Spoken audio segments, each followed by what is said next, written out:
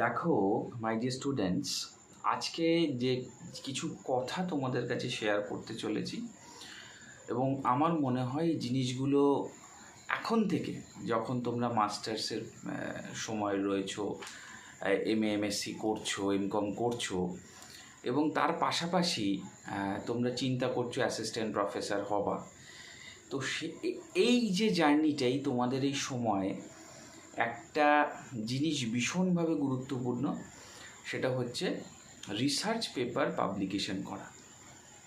এবং এই research paper publication করাটা কেন গুরুত্বপূর্ণ এবং এই রিসার্চ পেপার পাবলিকেশন করে তুমি যেটা অ্যাচিভ করবে সেই জিনিসটা সম্পর্কেও আজকে কিন্তু তোমার কাছে আলোচনা করব।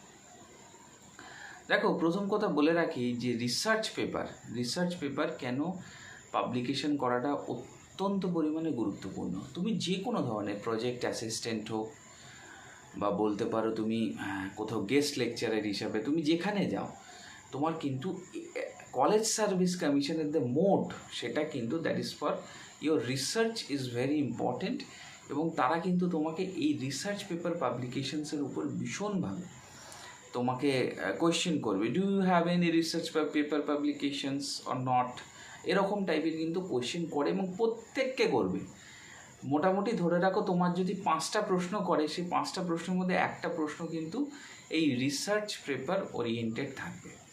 এবার এর একটা বেনিফিট আছে, যদি তোমার রিসার্চ পেপার পাবলিকেশন থাকে তাহলে তোমার যে সুবিধাটা তুমি পাবে সেটা হচ্ছে তুমি ট্যাক্টফুলি বলতে পারবে যে স্যার হ্যাঁ আমার রিসার্চ পেপার পাবলিকেশন আছে এবং এই রিসার্চ পেপার পাবলিকেশন, এবং তো তারপর সাথে সাথে আরেকটা প্রশ্ন জুড়ে যায়, কিসের উপর আছে, কি টপিকের উপর আছে। এবং যেহেতু তোমার রিসার্চ পেপার পাবলিকেশন করা রয়েছে, তুমি অটোমেটিক্যালি তার কিন্তু সেই জিনিসগুলোর অ্যান্সার তুমি দিতে পারবে।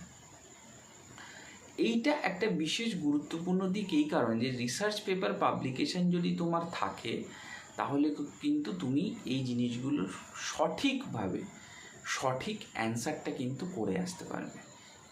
এইটাকে তুমি মাইন্ডসেটের মধ্যে রাখো যে আমার রিসার্চ পেপার পাবলিকেশন যেহেতু কাছে, এবং এর ফলে দেখবি ইন্টারভিউ প্রক্রিয়াটাও কিন্তু তোমার ভালো হবে। এবং প্রথমেই যদি তোমাকে এই প্রশ্নটা 2 থেকে 3টে সাবজেক্টিভ প্রশ্ন করার পর তোমায় যদি কোশ্চেন করে, ইভেন কলেজ সার্ভিস কমিশনও, যে আমার নেই, তোমাকে যদি বলে আসতে হয়, তাহলে এটা মনে রাখবে যে তুমি কিন্তু অনেকটাই তার সেই জায়গাটা থেকে কিন্তু পিছিয়ে পড়লে। তো এই জিনিসটা হলে কিন্তু তুমি নিজে থেকে বুঝতে পারবে যে তোমার যে লেভেল সেই জায়গাটা থেকে তুমি কতটা নিচে, তখন এই রিলেটেড আর কোশ্চেন তোমাকে করবেই না।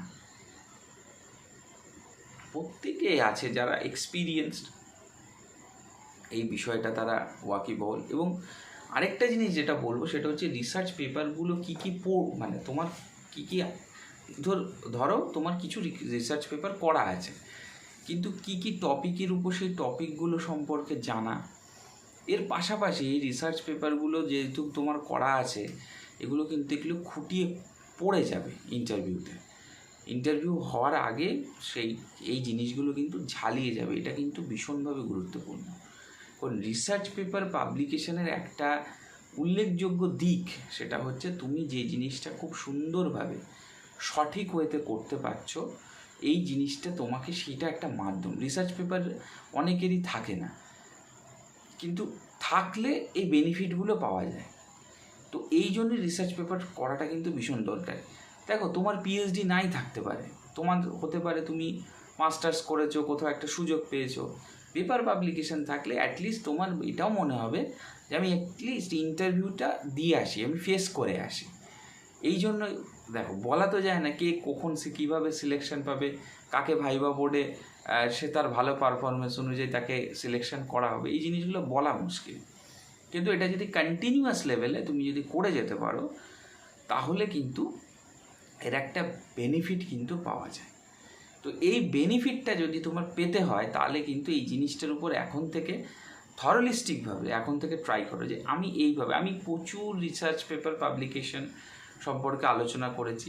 পেপার পাবলিকেশন কিভাবে করতে আমি ইন ডিটেলস একটা আমার ইচ্ছা আছে, আমি একটা প্লে লিস্ট করে সমস্ত কিছু তথ্য আমি সেখানে দেখিয়ে দেবো যে কীভাবে করতে হয়, কেমনভাবে করতে হয়। তাহলে ইন ডিটেলসে যদি তোমার করা হয়ে থাকে, তাহলে কিন্তু তোমার আশা করি কোনো প্রকার অসুবিধা হবে না।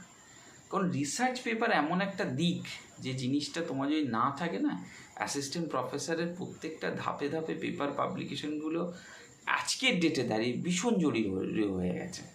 মানে এটা যে কী জরুরি তোমাকে বলে বোঝাতে পারবো না। যারা নিউ কামার রয়েছে, তারা হয়তো, যারা আসতে চাইছো, তারাও এই জিনিসটা সম্পর্কে এখন থেকে একটা ধারণা থাকে যে আমার এই জিনিসটার উপর যদি তোমার যদি এই ডিসকাশন বা এই জায়গাটা তুমি যদি ধরতে সক্ষম হও, তাহলে তুমি নিজে থেকেও বুঝতে পারবে যে ঠিক আছে, আমি এই জায়গাটা এখন থেকে আমি খুব সুন্দরভাবে ধরতে পেরেছি। এই জিনিসটা কিন্তু ভীষণভাবে গুরুত্বপূর্ণ।